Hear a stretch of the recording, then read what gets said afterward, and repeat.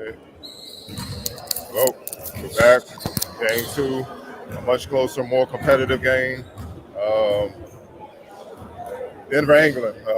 We'll hear a lot about him in this recap, obviously. But he put on the show. The Hoya freshman showed that he's ready to go. As a higher level defeats the Toon 62-55. Ray, once again, what did you see in this game? Man, you started off talking about Denver England, man. Just the way he's able to control the game, his assault from outside, able to get to the basket. I mean, he just played a complete game all around and got after it on the defensive end. So, I mean, you was telling me before the game somebody better watch their back for the minutes because he's coming for him.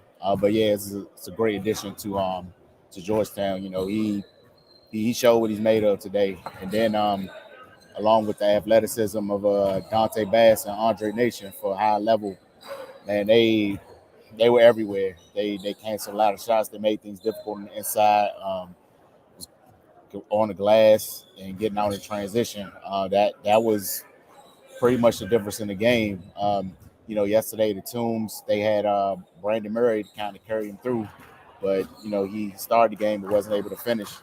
So that it showed without his scoring ability, they kind of struggled a little bit to put the ball in the basket, and high level took advantage of that and went on a little run. After that, Toombs just playing from behind, but high level was able to hold them off. Yeah, I agree. Denver, look, man, Denver England saw him in high school. The growth that he's shown since then is it's just a testament to the work that he's put in, not just skill wise, understanding, energy, but just physically. Like, he had a play today where he went back door. Somebody fell asleep. He went back door, dunked it with two hands. He wasn't doing that in games back in high school, man. You know what I mean? And he's hungry. And the thing I see about him, he don't have that typical, I've been here, done that type of energy you see with a lot of young players today. Like, he's hungry. He's like, yo, what's the information so I can keep getting better.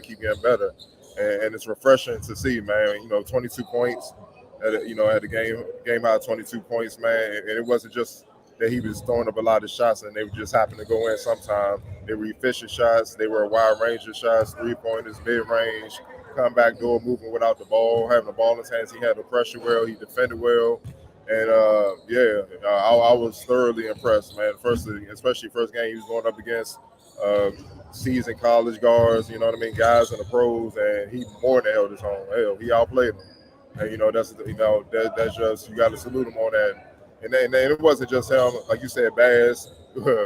Another Hoya freshman that they're gonna love because he likes to dunk everything. That's what he's trying to do. He's not playing games 6'6" wing, but if he gets daylight underneath the basket, it's going to end bad for opponents. So I love his energy and tenacity and his athleticism.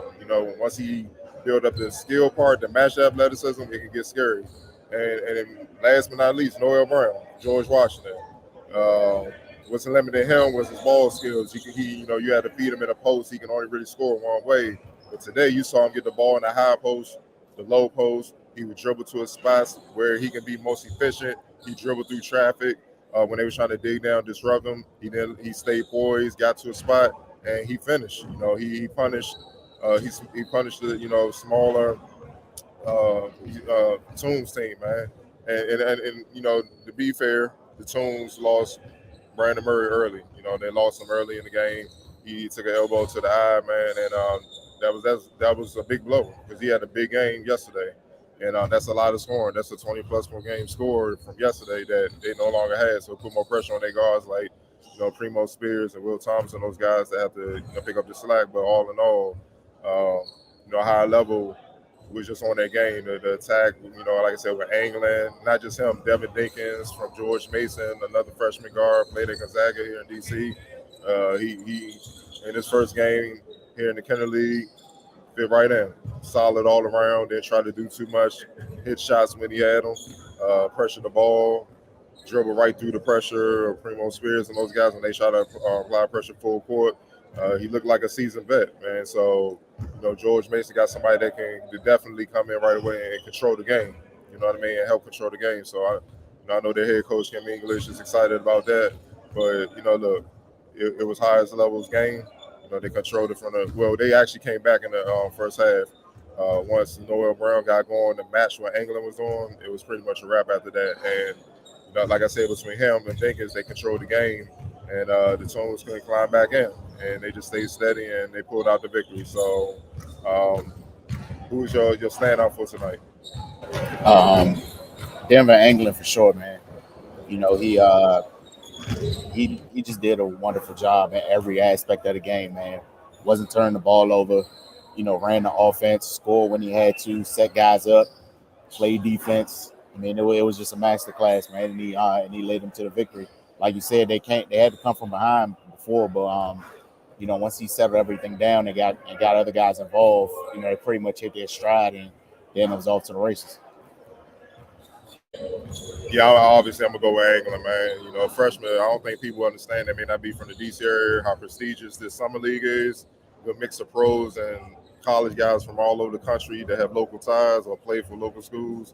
It's ultra competitive, man. And hell, we seen pros come here and stink up the joint. You know what I mean? So for him, for this to be his first game as a freshman under this atmosphere, the return, a lot of buzz about it, whatnot.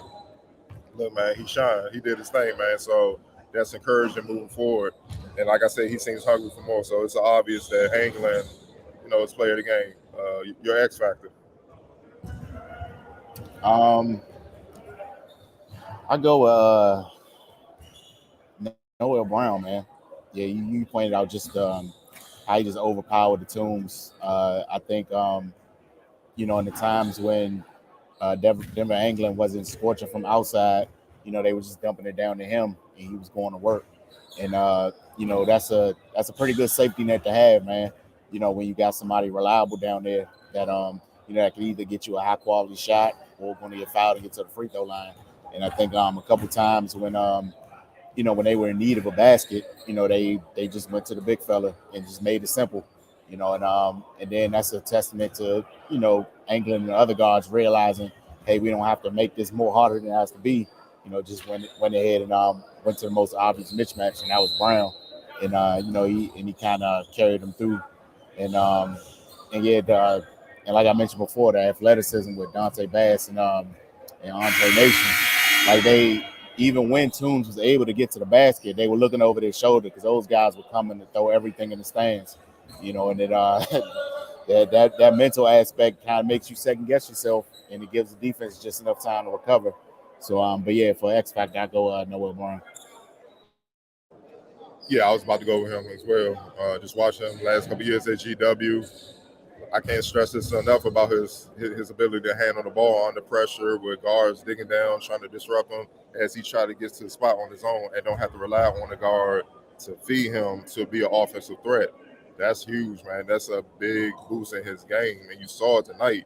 Even though they were smaller, the Tombs were a lot smaller on the inside. It didn't matter. Normally, watching the last couple of years with GW, guards would dig down. He would either turn the ball over or he would be forced to pick the ball up where he at and he see trouble and he's trying to, pass it back out or whatnot. That wasn't the case. They was digging down. He maneuvered, took his time, got to the block wherever he wanted to go, took his time back down this opponent, went up strong, or he got close in the paint, 5 feet, shot a jump hook, shot a short jumper.